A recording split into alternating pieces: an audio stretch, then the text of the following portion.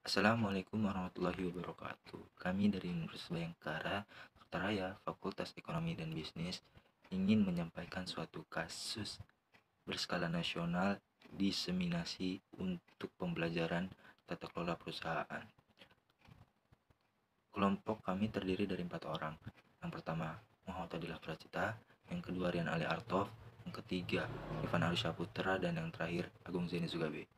Selanjutnya, materi akan dipaparkan oleh Agung Zeni Sugabe. Waktu dan tempat dipersilakan. Adanya dugaan manipulasi laporan keuangan tahunan LKT tahun 2019 yang menerpa salah satu emiten di bidang jasa dan perdagangan pada bidang teknologi informasi PT XYZ dan anak usahanya. Hal ini terungkap dalam keterbukaan informasi yang disampaikan oleh manajemen XYZ dalam suratnya kepada BI 21 Juli pekan lalu. Dalam surat tersebut, XYZ menjelaskan duduk perkara terkait dengan dugaan adanya manipulasi atas laporan keuangan anak usahanya yaitu PT ABC tahun 2019. Laporan keuangan 2019 ABC ini kemudian dikonsolidasikan ke laporan keuangan tahunan XYZ tahun 2019. ABC adalah anak usaha XYZ dengan porsi kepemilikan 70% yang bergerak di bidang jasa perdagangan dengan berbasis online melalui aplikasi buatan XYZ. Sebelumnya BI sudah menyampaikan surat permintaan penjelasan kepada perseroan perihal surat somasi dari ABC kepada XYZ. Dalam suratnya kepada XYZ, BI mempertanyakan soal angka-angka keuangan ABC yang dikonsolidasikan ke laporan keuangan tahunan LKT 2019 XYZ, mengingat ABC disebutkan tidak menyusun laporan keuangan tersebut. BI pun meminta tanggapan dan penjelasan XYZ terhadap tuduhan atau dugaan manipulasi data ABC dalam LKT 2019 perseroan.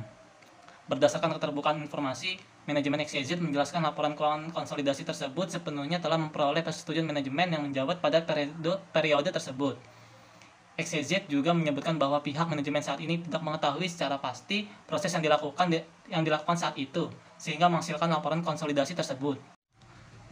Menanggapi hal tersebut, manajemen XYZ mengatakan saat ini sedang meminta klarifikasi ke pihak auditor atas beberapa keraguan termasuk laporan keuangan ABC.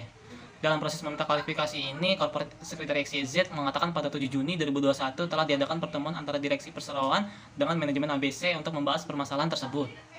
Manajemen perseroan yang bertanggung jawab atas kelangsungan perseroan ini sedang teliti laporan keuangan tahunan 2019 perseroan yang dibuat oleh manajemen perseroan sebelumnya. Oleh karena itu, kami pun sedang mengumpulkan bukti dalam keterbukaan informasi BI yang telah dikutip.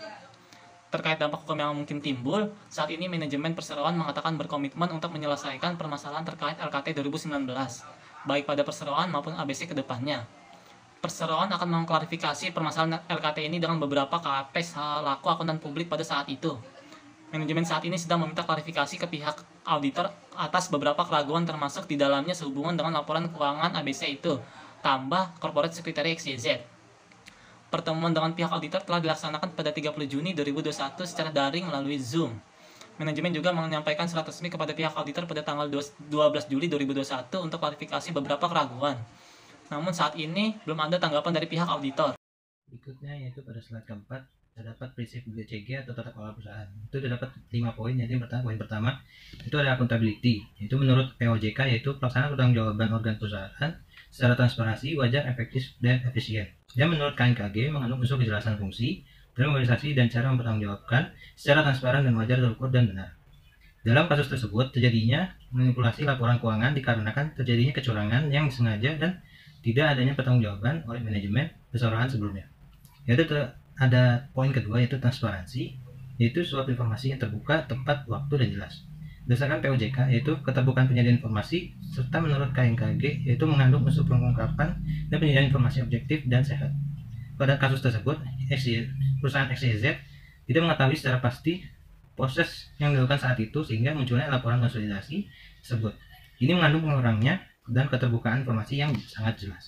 Selanjutnya pada slide kelima masih membahas tentang prinsip BCG atau tata kelola perusahaan. Yang itu ada poin ketiga yaitu responsibility atau tanggung jawab. Itu memastikan peraturan dipatuhi sebagai cerminan nilai sosial dan juga kesesuaian pengelolaan perusahaan dengan ketentuan peraturan. Pada kasus tersebut, manajemen PT XYZ tetap menyampaikan keterbukaan dalam suratnya kepada BI. PT XYZ juga berkomitmen menyelesaikan permasalahan terkait LKT 2019.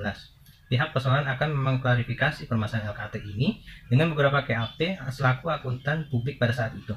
Untuk selanjutnya pada poin keempat yaitu ada independensi, yaitu perusahaan tidak diperbolehkan berpihak pada salah satu organisasi masyarakat tertentu karena harus ada praktek yang sehat dan tidak dapat diintervensi oleh pihak manapun.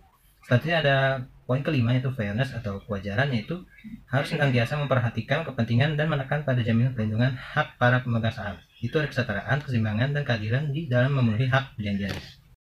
Pada slide ke-6 ini terdapat daftar pustaka profiling dan juga sekaligus penutup dari pembahasan materi kelompok kami. Kurang lebih mohon maaf. Wassalamualaikum warahmatullahi wabarakatuh.